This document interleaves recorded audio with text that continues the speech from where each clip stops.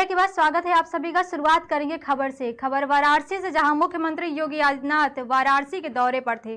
वहां उन्होंने तमाम कार्यकर्ताओं को जीत का मूल मंत्र दिया। उसी कड़ी में वाराणसी के जिलाध्यक्ष, विधान परिषद सदस्य और महानगर अध्यक्ष ने पत्रकारों से वार्ता की और उन्होंने कहा कि भाजपा पूर्ण बहुमत से नगर निगम का चुनाव जीतेगी। आज हमारे उत्तर प्रदेश के यशस्वी मुख्यमंत्री आदित्य योगीनाथ महाराज जी आज हमारे जो वाराणसी जिले की नगर निगम का चुनाव जो था और एक अपना नगर पंचायत गंगापुर पड़ता है, वो सभी सम्मानित जो जिनको भारतीय जनता पार्टी ने सिंबल दिया है अपना, सभी प्रत्याशी और उस वार्ड के प्रभारी, उस वार्ड के संयोजक, उस वार्ड के पालक, उस मंडल के अध्यक्ष, अपने सभी सम्मानित जनप्रतिनिधि, वर्तमान जनप्रतिनिधि, पूर्व जनप्रतिनिधि, सभी गंगापुर नगर पंचायत के प्रभारी संयोजक, महानगर के जिला प्रभारी संयोजक, सभी लोग उपस्थित थे। सभी लोगों के बीच में ये जो चुनाव हो रहा है, निश्चित तौर पर उत्तर प्रदेश नया दिशा की तरफ जा रहा है, भारत नए दिशा की तरफ जा रहा है। और यहीं के हमारे वाराणसी के सांसद, देश के सबसे प्रधानमंत्री आदरणीय नरेंद्र मोदी जी का यह संसदीय क्षेत्र है, उन्हीं के क्षेत्र में नगर निगम का चुनाव है। इसलिए आदरणीय उत्तर प्रदेश के सबसे मुख्यमंत्री जी ने आज अपने कार्यकर्ताओं से, जो जिम्मेवार कार्यकर्ता हैं, उनसे अपना फीडबैक उन्होंने लिया है और उसके बाद जो अपने प्रत्याशी जिनको टिकट दिया गया उनको शुभकामना, उन्होंने जीत का शुभकामना भी दिया है। बाकी आगे भी उन्होंने कहा है कि एक दो बार और आऊँगा और निश्चित तौर पर हम लोग इस बार जो है पूर्ण बहुमत से नगर निगम, नगर पंचायत में अपनी सरकार बनाएंगे। संगठन की जो रेगुलर बैठकें होती रहती है, हम लोग तो बैठक करके ही, यूनाइट करके ही चुनाव जीतते हैं।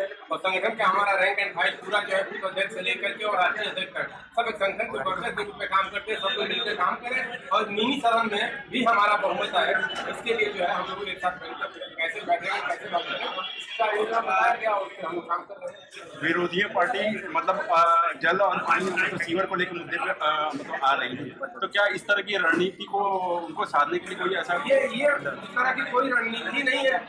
भारतीय जनता पार्टी हमारे प्रदेश के जो मुखिया योगी आदित्यनाथ जी, देश के हमारे मुखिया आदरणीय नरेंद्र मोदी जी, सबका विजन है कि सबका साथ, सबका प्रयास, सबका विकास। तो विकास का मॉडल अगर हम कोई गलत चश्मा नंबर से ही अगर चश्मा देखेगा तो नहीं दिखाई देगा। अदरवाइज आप भी जाते होंगे, हम भी जाते हैं। हम जनता अगर कह रही है कि नहीं विकास हुआ है 14 से लेकर के और आज 23 में एक आमूलचूल परिवर्तन हुआ है, इस परिवर्तन को लेकर हम चुनाव लड़ रहे हैं। हमारा तो एजेंडा ही है विकास। खबर यूपी के कुशीनगर से है, जहां लेखपाल का घूस लेते हुए वीडियो सोशल मीडिया पे वायरल हो गया है। वही वायरल वीडियो में लेखपाल सुधीर गुप्ता किसी कार के एवज में रुपए की डिमांड कर रहा था। बता दें कि वायरल वीडियो में घूस लेने को लेकर मोल भाव हो रहा था, जहां लेखपाल ने रिमांड के तौर पर 4000 रुपए मांगे और घूस की रकम में 500 रुपए कम होने पर लेखपाल पूरा रकम देने की बात कर रहा था। यह पूरा मामला कप्तानगंज तहसील अंतर्गत पगार गांव का बताया जा रहा है। सब आपको धारा 24 सब आप ही द्वारा करवाना है। अब मान लीजिए हम दौड़ के आएंगे, हम लोग 4 पर दौड़ के आएंगे तो बात वही पड़ गई। आप यहीं रह रहे हैं मान लीजिए परमानेंट। इसमें भी 500 कम कर रहे हैं। अरे चलिए नहीं महाराज, देखिए अब कुछ मत कहिए, रख लीजिए उसको। मार साहब देखिए, हम नहीं कर रहे हैं, नाजायज नहीं कर रहे हैं। अच्छा हम ही कहे, अच्छा सुनिए, मैं ये कहूँ कि आप गलत मांग रहे हैं। तो जायजा दीजिए ना, हम जायज एकदम जिन्युइन मांगे हैं, गलत नहीं मांगे। अच्छा चलिए रखिए। अरे अभी आप बहुत काम है। ठीक है, देखिए अभी फिलहाल के लिए उसको तो दे दीजिए। अच्छा चलिए रखिए, इसको फिलहाल पूरा कर दीजिए। अब पूरा ना कर, सब पूरा है, अब रखिए उसको। चलिए हम लोग को कहिए कि आप लोग जाइए, आप लोगों का काम हो जाएगा। हाँ अब रखिए उसको, आगे और भी काम है, अभी बहुत काम है आपसे। देखिए हम लोग नहीं कर रहे हैं कि हम लोग दूसरे थोड़े जा रहे हैं कहने कि नहीं आप कराइए, आप कराइए सब। खबर यूपी के वाराणसी से है, जहां मुख्यमंत्री योगी आदित्यनाथ के लाख खनन माफियाओं के ऊपर चाबुक चलाने के बाद भी आए दिन दहाड़े खनन किया जा रहा है। वहीं वाराणसी के मशहूर चोलापुर क्षेत्र के प्रेमनगर में दिन दहाड़े अवैध खनन जारी है। आपको बता दें कि अधिकारियों के नाक के नीचे खनन माफिया अवैध खनन कर रहे और प्रशासन सो रहा है। अब बड़ा सवाल यह है कि आखिर कब इन माफियाओं पर बाबा बुलडोजर चलता है।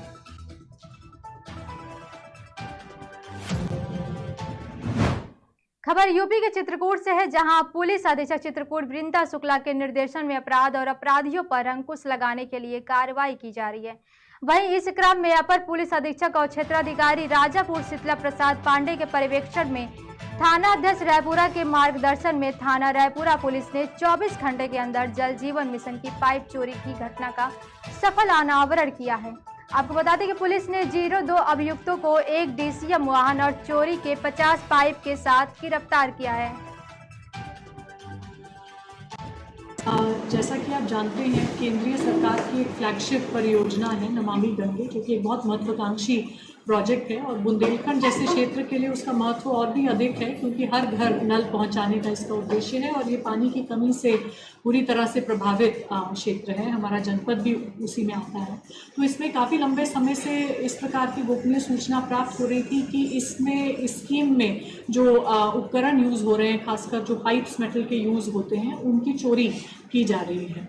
तो इसमें हम काफ़ी लंबे समय से प्रयासरत थे इस तरह के गैंग की खोज में, और 26 तारीख को एक सतर्क नागरिक की बहुत सटीक सूचना पे कि शायद इस तरह की पाइप्स चोरी हुई हैं और किसी ट्रक में लद के गई हैं, SO रायपुरा ने तत्काल उसका संज्ञान लिया और अपनी टीम को बहुत अच्छे से बिछा के रात में ट्रक्स की रोक के प्रभावी चेकिंग शुरू की, जितने भी एस्केप रूट से उनसे, और वो सफल हुए एक DCM को खोजने में, जिसमें लगभग 50 पाइप लदी थी, जो कि 2 गांव ग्राम देवबंधा और ग्राम अरवारा के किनारे नेशनल हाईवे से चोरी की गई थी और वो रायपुरा और मऊ के प्रोजेक्ट्स में उपयोग करने के लिए सैंक्शन थी।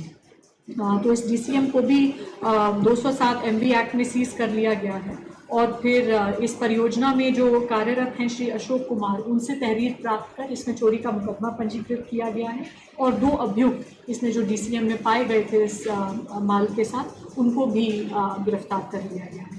हम माननीय न्यायालय से प्रार्थना करेंगे कि हमें कम से कम 3 दिन का पुलिस रिमांड दिया जाए, जिसमें गहनता से पूछताछ की जाए और हम ये खुलासा करने का प्रयास करेंगे कि इस परियोजना में जो कुछ कार्यरत हैं, कुछ प्राइवेट ठेकेदार एवं अन्य लोग, यदि उनकी कोई भूमिका है इस प्रकार नियमित रूप से इस सामान की चोरी करेंगे। खबर मध्य प्रदेश से है, जहां सिरोंज भाजपा के विधायक उमाकांत शर्मा ने 2 दिन पहले मीडिया के सामने बोला था।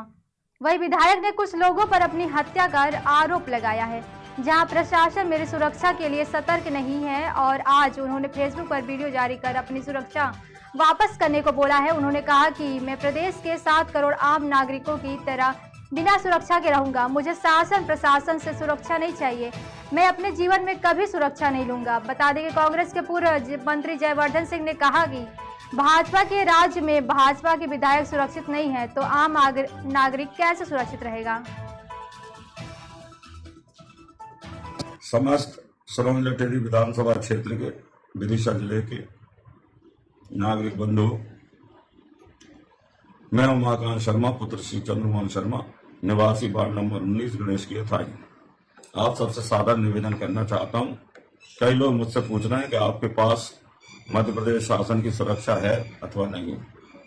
कल पिछली दिनांक 24 अप्रैल 2023 को मैंने संपूर्ण सुरक्षा जो भी गार्ड मेरे पास थे वापस कर दिए हैं। भविष्य में आम आदमी की जिंदगी जीऊंगा।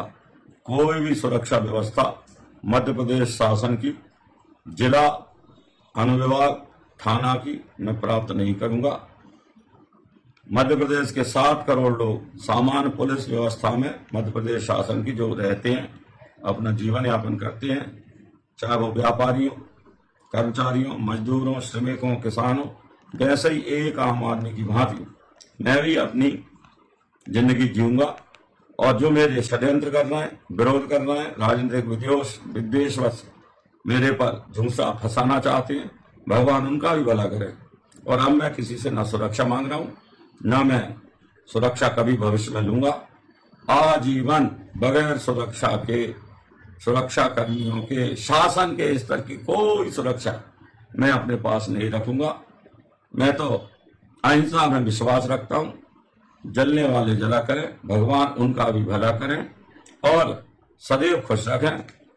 मेरे खिलाफ किसी भी प्रकार का झूठा षड्यंत्र किया जाता है, बदनाम किया जाता है और मुझे मारा जाता है, हत्या की जाती है, तो भी मुझे उनसे कुछ बुराई नहीं है। भगवान उनका भला करे।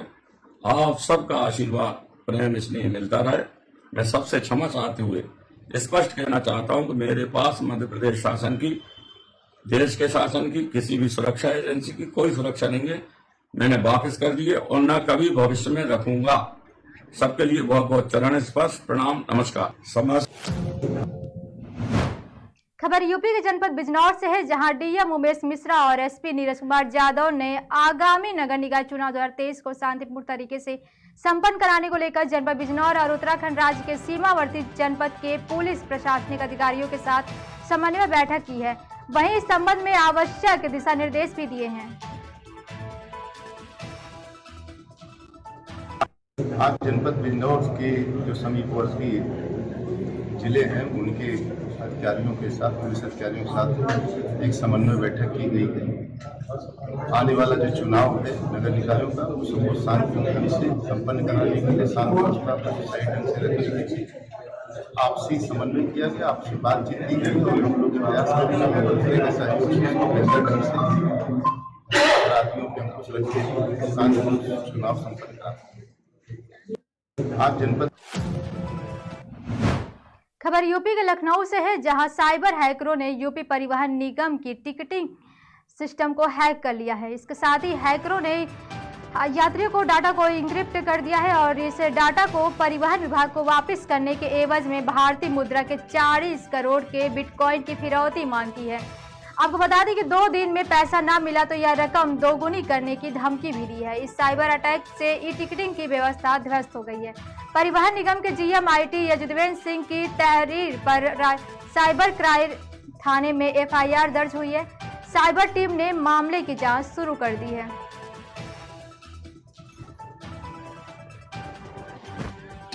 कि 25 तारीख की प्रातः सुबह हम लोगों को ये स्थिति संज्ञान में आई कि कुछ हैकर्स द्वारा, अननोन हैं, अज्ञात हैं, हमारे टिकटिंग सिस्टम के डाटाबेस में पूरे डाटा को इनक्रिप्ट कर दिया है और उसको डिक्रिप्ट करने के लिए कुछ मांग की गई है।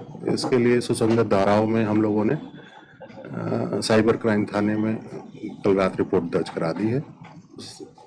हमारी एजेंसीज स्टेट की और सेंटर की देख रही हैं कौन लोग ऐसे हैं, इसके पीछे फॉरेंसिक ऑडिट भी होगा, तो वो सारी कार्रवाई चल रही है। साथ ही साथ उस डाटा को रिट्रीव करने की भी प्रक्रिया गतिशील है। नए तरह से सिस्टम को फिर से हार्डनिंग करके पुनर्स्थापित करने की भी प्रक्रिया गतिशील है। हम लोगों ने अपने यात्रियों को कोई असुविधा ना होने पाए इसके लिए तत्काल मैनुअल टिकटिंग से सभी बसों का सामान्य संचालन शुरू कर दिया है। 82 हम लोगों ने ऐसी परिवर्तन वाहनों की ड्यूटी लगाई है जो क्षेत्र में 24 घंटे चेकिंग करेंगी, देखेंगे कि इस तरह की कोई घटना ना हो कि हमारा कंडक्टर, परिचालक टिकटिंग मशीन के अभाव में बस नहीं ले जा रहा है। तो सभी क्षेत्रीय अधिकारियों की ड्यूटी लगा दी है बस स्टेशनों पे, डिपोस में। देखिए, इसके लिए हम ये कहेंगे जो भी आईपीसी की धाराओं में मुकदमा दर्ज हो सकता था वो हम लोगों ने करा दिया, उसके लिए पुलिस कार्य कर रही है। सर, जो सेवाएं ठप है वो फिर कब तक बहाल होने की संभावना है? 5 से 7 दिन में हम लोग दोबारा से पूरे सिस्टम को स्टार्ट कर देंगे। आज की डेट में भी सिस्टम स्टार्ट किया जा सकता है, लेकिन सिक्योरिटी एस्पेक्ट से इसकी वल्नरेबिलिटी टेस्ट, सिक्योरिटी ऑडिट करा के संतुष्ट होकर तभी सिस्टम बहाल किया जाएगा। देखिए 25 तारीख की प्रातः सुबह हम लोगों को ये स्थिति संज्ञान में आई कि कुछ हैकर्स द्वारा, अननोन हैं, अज्ञात हैं। खबर बांदा जनपद से, जहां बीते दिनों में लिपिक की हत्या कर दी गई थी, जिसके आज बांदा पुलिस के द्वारा खुलासा किया गया है। वहीं बांदा पुलिस ने बताया कि संपत्ति के लालच में अपने ही फेसबुक फ्रेंड के साथ अपने ही पति की हत्या करवा दी थी। वहीं कड़ी मशक्कत के बाद पुलिस ने आज खुलासा किया गया था। आपको बता दें कि पूरा मामला बांदा जनपद के अड़तरा थाना अंतर्गत का बताया जा रहा है। 17/18 अप्रैल की रात में अतर्रा में एक मर्डर हुआ था, जिसमें कि जो मृतक है रामू चौरिया, उनके घर में उनके बेड पे उनकी बॉडी आई हुई थी और उनका गला रेत कर हत्या की गई थी। तत्काल इस सूचना पर हम सभी लोग वहाँ मौके पर पहुँचे थे और हमारी फॉरेंसिक यूनिट और डॉग स्क्वाड ने भी डिटेल में सीन ऑफ क्राइम को देखा था मृतक ने अपने घर में कई सारे सीसीटीवी कैमरा लगा रखे थे और इसके अलावा कि जो भी उनके घर में एंट्री और एग्जिट के संभावित रूप से सभी को चेक किया गया था और फाइनली हमारी कई टीमों ने लगकर इस घटना का अनावरण कर दिया। घटना कुछ इस प्रकार से हुई थी कि जो मृतक है उसकी पत्नी, उनके संबंध थे, एक व्यक्ति है संजय नाम का व्यक्ति है, फेसबुक के माध्यम से दोनों लोग संपर्क में आए थे, उन लोगों के बीच में लगातार बात हो रही थी और चूंकि जो मृतक की पत्नी है वो लगातार अपने पति से परेशान रहती थी, उससे अलग रहना चाहती थी। इसी दौरान एक पत्नी और संजय द्वारा इनको मारने का एक षड्यंत्र रचा गया। इसमें एक तीसरा व्यक्ति और राघवेंद्र नाम का व्यक्ति है जो थाना पैलानी क्षेत्र का रहने वाला है, उसको भी शामिल किया गया।